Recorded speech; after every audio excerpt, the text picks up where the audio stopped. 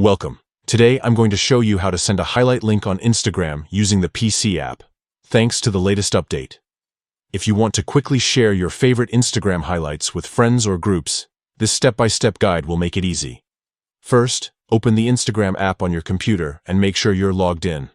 Once you're in, head over to the profile that contains the highlight you want to share.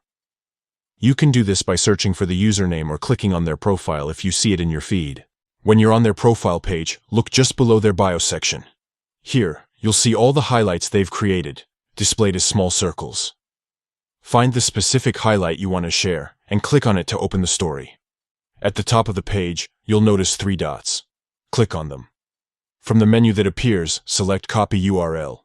This action will instantly copy the direct link to that highlight story to your clipboard, so you're ready to share it. Now, look to the left side menu and click on Messenger. This will open your Instagram direct messages. Choose the chat where you want to send the highlight link. This could be a friend, a group, or anyone you want to share the moment with. Once you're in the chat, simply paste the link into the message box and hit send.